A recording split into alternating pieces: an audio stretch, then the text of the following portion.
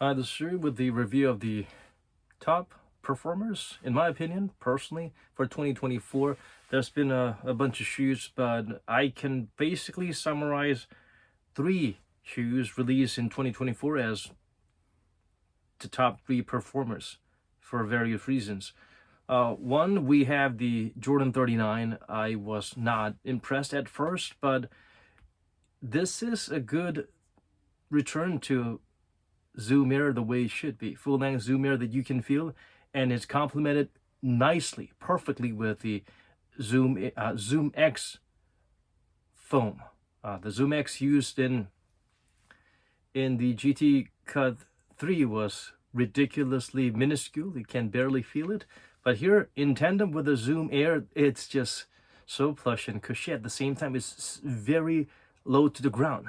The downside of the shoe is that it's a bit too rounded, so it does not have that anti-ankle rollover inversion outrigger nor the wide enough base to provide that. So that's one downside.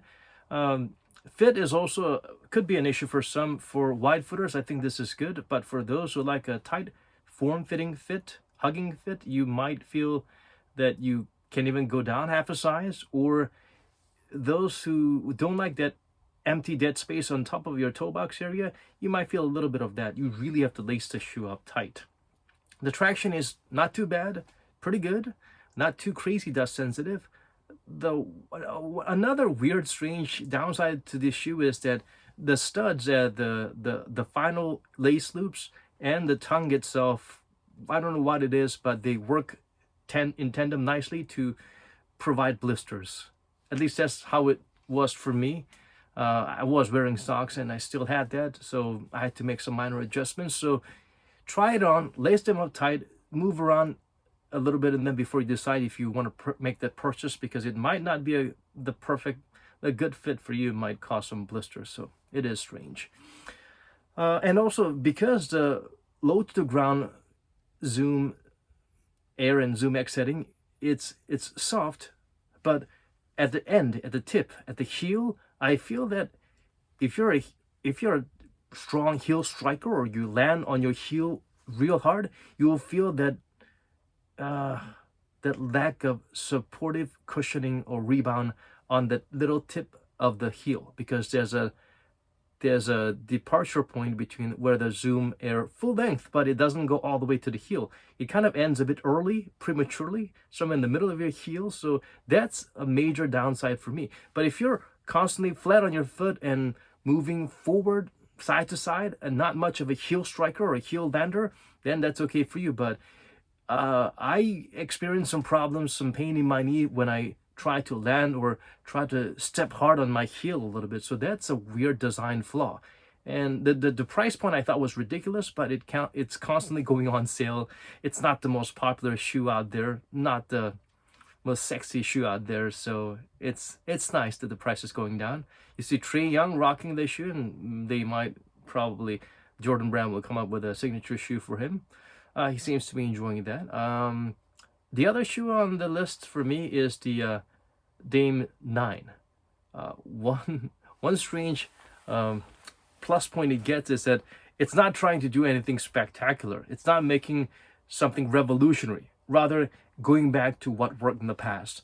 This, I would say, is a slightly tinkered, upgraded version of the Dame 2, maybe. It says light strike, but it feels like the good old bounce, that beefy bounce that we've had in Dame 2. At the same time, it's lower to the ground, and it's a bit I think the density is a little bit different from those dense bounce foam, so it's low to the ground, but you can actually feel the cushioning working. Pretty substantial all around while being low to the ground, so that was a very surprising wow factor. No stupid plates to distract or hurt your foot. The plates are right bottom loaded, right underneath the midsole. It's pretty visible from opaque outsole. If it's sort of like a translucent, transparent outsole, you can see those plates. The traction is surprisingly good. You don't get a lot of good traction in Dame shoes in the past. Some of the Dames 5, 6, 7, they had terrible traction. Like, they'll pick up dust when there is none. It's just a mysterious shoe. But this, not that dust sensitive. The traction is good. They tweaked the little lightning pattern that kind of goes around, being nicely multi-directional. It's not the lightest, but it's not heavy like those beefy Boost shoes. Design okay. Unfortunately, it's still Damian Lillard's shoes, so the players suck these days. So unfortunately, that tag is not a very catchy thing. But the price point is decent. The shoe is good cushioning, low to the ground, good traction. The fit wise, it's a bit weird. You could go through the size and feel it's a little bit pinchy. You could go half a size up. You might feel it's a bit too roomy. The inner booty is something that I don't really fancy, because the heel part, the inner booty, you can't just slide your foot in. You have to really pull the tongue out so that your foot slides without rolling the inner booty inward. So that's a stupid design flaw. But other than that, I don't think this is the most beautiful shoe, but it's okay. It's a pretty decent design. Yeah, top 3, definitely. Not because it did something spectacular, but it went back to what worked in the past. It's Dame 2.0, 2.5 maybe. The other top shoe I have is surprisingly a New Balance Kawhi 4. The player doesn't play, but the shoe is performing. Surprisingly, and depending on where you are at, in my country, this shoe is crazy expensive. It's like over $200, and it's barely available. You can only get it through resellers. Somehow they're not releasing this shoe while they're releasing all the other crappy New Balance basketball shoes that no one wants and no one cares about. I'll go down that list soon enough. The great thing about this shoe, the foam, the dual density fuel cell, this is better than fresh foam, which is just too mushy, or just rigid fuel cell, which was just too hard. So this is like the perfect porridge for Goldilocks. Not too mushy, not too hard, just right. And the dual density works nicely. And even the forefoot, overall the shoe is not high off the ground. It's low to the ground, but it's arguably the best foam cushioning out there. And also the insole, which is, I don't know what material this is. This is like a cross between EVA and PU, but this insole works perfectly, blends perfectly with this shoe. The design, it just makes you scream, "Are you Steve Jobs? Are you Steve Jobs?" But it's okay. Yeah, it's growing on me. Overall, the fit, the upper material is giving, yet it's hugging your foot nicely with the speed lacing system. But the downside is you will see this little protruding plastic inside. For wide footers, this is not a very friendly shoe, because you feel this kind of pinching in, and the shoe is kind of shaped in, it's kind of bending this way in towards the inside. So yeah, check the shape of your foot. If it's kind of weirdly bending like a banana, this is a good shoe for you. But for normal people, you'll feel this is kind of a weird fit. You have to go half size up at least. Narrow footers maybe, but I definitely felt this little cage hurting my pinky toe area. The traction is awesome, but awesome and durable, but it's got its downside. Before that, it's not a wide base. It doesn't have an outrigger, so you will feel a little bit insecure. You could really hurt your ankle in this shoe. Even the foam is low to the ground. The traction is kind of like a radiation at the same time blade traction together. And the blade traction, yeah, they're kind of like bend and fold as you crush the hardwood or the asphalt or whatever. So you'll see this kind of eating away at your response time. You'll feel this little folding bits. Not too great, but at the same time, it's grabbing the floor nicely overall, and it's very, very impervious to dust. Whatever dusty place you go in, this thing will bite and roll and grab. But the problem is the direction. Forward, okay. Sideways, directly maybe, but if you kind of turn in a certain way along with the circular pattern, you will feel a bit of a slippage, bit of a sliding, no matter how clean the court is. So this is a bit weird. So if you're like a Tony Parker kind of player that kind of spins around a lot, not the best outsole. Also, this NB logo, this part is definitely more slippery than the other parts, other grippy parts. So don't put this stupid logo here, New Balance. This is a deal breaker. But other than that, in most other countries, this shoe is going on sale for like dirt cheap, and maybe because the player is never working. Definitely great cushioning, good traction. Wish it was for a different player. So that's my top three, but right there along with the top three, almost my top three, the Ja 1 and Ja 2. I just sped at Ja 1. I was disgusted with it when I first tried it, but the more you wear it, you realize that, you know, keep it simple, stupid, and it works. The 4-foot zoom, it's like tiny rectangular one, but you can really feel it, like as if that's a turbo or a zoom strobel. And the midsole, I don't know what it is. They didn't say it's Cushlon or whatever. It's just normal Phylon or EVA, but it crumples and absorbs the shock decently. I think it's even comparable to Kyrie Infinity, the heel. There's a zoom there, but you don't really feel it. Or the LeBron Next Gen, there's a heel zoom, but you don't really feel it. That's how it feels, even though there's nothing there. So comparable to Why Not 2, the heel is plush enough, and PG3 heel decently plush, although there's nothing there. Ja 2 is more or less the same. For Ja 2, I would advise getting a different insole because the insole for Ja 2 is crap compared to the Ja 1 insole. And GT Cut Academy, I think you will see a lot of players rocking it, a lot of people wearing it on the courts wherever. It's low budget, but it's got a dual density heel, so it's a little bit more forgiving and plush than the Ja 1 or Ja 2, but kind of similar. So the difference is the zoom here is vertical, not horizontal. So depending on what kind of movement you need the zoom here to support you, sort of like the Luka shoes before he had a signature zoom separate. That also had a vertical zoom here. Remember what the shoe feel like? This is pretty similar to that.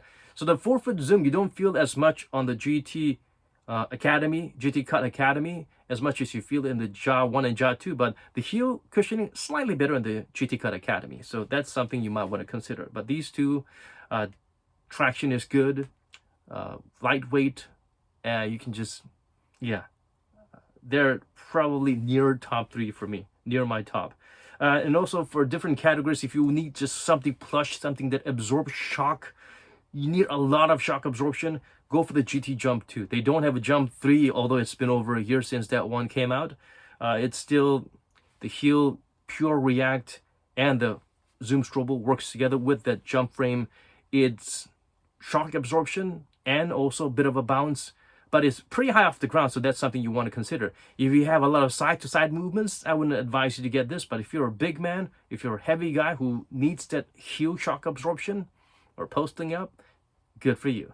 The traction is decent too, and the 4-foot, the two zoom pods and the little plates, jump frame, if you want to call it, that connects from the heel to a toe transition, it's a great shoe in terms of providing that springiness forward. So for those who need the heel shock absorption, or for those who like to charge and run forward, dash forward quickly, not even for big guys, little guys that like to charge forward, you will feel that propulsion in the shoe. Always going on sale. New colors are still coming up. Hopefully GT Jump 3 will be something similar, if not better than this setup. GT also 3. Unfiltered, unrivaled, unbridled softness, bushy all around, but at the same time, just like the 2, a little bit unstable. You can really hurt your ankle. No side-to-side movements. Good shock absorption, heel and the 4-foot. But it doesn't have that springiness that propel you forward like the GT Jump 2. But overall shock absorption, go for it. Traction, not as good as the GT Jump 2. Decent, but poor traction. Zion 3, the normal one, not the MUDs. The full-length Zoom Air drop-in doesn't work for the Zion 3. Go for the normal one with the Zoom Air on the 4-foot and just the Formula 23 in the heel or the overall. Tatum 2, shockingly, the air strobel, you feel it, kind of like the PG5s, except it doesn't have the PG5 traction. The traction is not entirely rubber. The midsole works as a traction like the stupid Curry flows. So you will feel certain points that are kind of slipping and sliding. That's something you might want to consider. KD17, decent. The heel air you can feel, and the heel zoom is nicely distributed because if you have a plate on the forefoot, sort of like the jump unlocked zoom that we used to have in the old Jordans, but not to that degree. Some people like that even Steven distribution of force on the forefoot zoom. Some people feel that the plate that's supposed to distribute the force kind of gives you a bit of a hardness, or blisters even. So that's something you might want to consider. Traction, not too great, very dust sensitive. For the shoes, that's kind of too expensive for its own good. Harden 8, kind of chunky, heavy, not a drastic upgrade from the past Hardens that worked. So this is kind of like the reverse Dame 9. Dame 9 went back to what worked, and it's affordable, and it's better. Harden 8 kind of went back to what kind of worked the past, but more or less the same and more expensive. Yeah, not the most attractive shoe. Traction also a little bit questionable. LeBron 22, just like the 21s and 20, it feels like slightly inferior version of the 21s and 20. I would jump at next gen over this any day, especially because the traction is a bit dust sensitive. Speaking of traction monsters. Anti-Kai 1, you can't go wrong. It just completely ignores dust. Same for the Asics Anpre Ars. It's a weird name. Anpre Ars, supposed to be Greek or whatnot. This is a shoe being worn by Yuki Kawamura, who is shocking the world, being like an Asian Muggsy Bogues, dominating the game in the G League right now, but he should be in the NBA. So the traction for these two shoes, incredible. Cushioning, not so much. One shoes that really kept on providing recall issues, recall urge provoking issues, GT Cut 3. The outsole thread just comes off everywhere. I've not heard anyone who actually wore the GT Cut 3 that did not have problems with the outsole threads chipping away. And also the cushioning, ZoomX foam, too minimal. You don't really feel much. It's kind of like Ja 1 or GT Cut Academy without the zoom and lower to the ground. So it's weird. Overrated, I would say Book 1. A lot of people put that in their top 10 or whatnot, but Book 1 just feels like Adidas Superstar with a bit of a zoom in the heel that you can't really feel. Yeah, the traction is also like Adidas Superstar. Traction is good, but overpriced. And shouldn't the 2 be out by now? They keep coming up with new weird colorways and still maintains this stupid price point. This is a very simple shoe with pretty much nothing but a basic. It's like a Kobe 4 with less midsole cushioning. So it's weird. Sabrina 2, worse than 1. The Cushlon 3.0 on the heel don't really work. You will feel your heel and your ankle and your bones, rattling. You can feel the vibration once you heel land on the Sabrina 2s. And the forefoot zoom, you can't really feel it as much as the ones. So they're worse. They're pretty higher price point, but way worse than the Ja 1s, Ja 2s, and the GT Cut Academy. Recycle crap that's not that's kind of biodegradable because they wear off really quickly. Curry Fox 1, which is exactly like the Curry Flow Tro 1, and the Curry 12 flow outsole with basically no upgrade from the past versions except a higher price point. What the hell are you thinking about? All the New Balance shoes, Hezi Low V2, 2-way 5, Fresh Foam BB V2.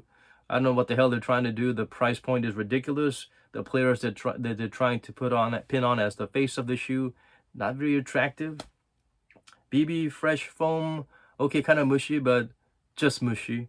2-way 5, worse than the previous 2-ways. What's it trying to do? Hezi Low V2, okay traction, but the heel, what the hell is going on there? It's like there's crazy unnecessary plastic chunks and the cushioning is all weird. And also questionable shoes, AE1, they could have done better. boost you can't really feel, whether it's the normal or the low versions, and it's heavy, probably the heaviest shoe out there. And it's not very available here. And yeah, they tried to make the low better, but didn't really get there. A lot of people complain about the fit. For me, it's the weight and the lack of cushioning. Dawn issue 6, better than some of the past Dawn issues, but it's still Dawn issue. It's like, yeah, discount shoe that provides like minimal cushioning. This is sort of like the Book One. Yeah, it's comparable to Book One, except it's cheaper. The worst signature, Tatum 3, Luka 3, Freak 6. It's like no one did any work. They just decided to put a name and, yeah, just get a shoe out there. Yeah, it's like interns designed it as someone approved it. Tatum 3, can't really feel the cushioning. Low to the ground, okay, but outsole pattern, also midsole is outsole. It's not an upgrade from 2, downgrade definitely.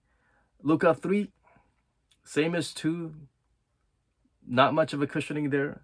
Traction, not that crazy good. And it's a weird fit. And there are certain parts that really hurt you. The outrigger is great. The anti-ankle rollover mechanism is great, but at the same time, it can hurt you. Freak 6, they didn't even put the word zoom there, so I think they put a bit of a zoom error there, but you really can't feel much there. It's like a cheaper, it's comparable to GT Hustle Academy.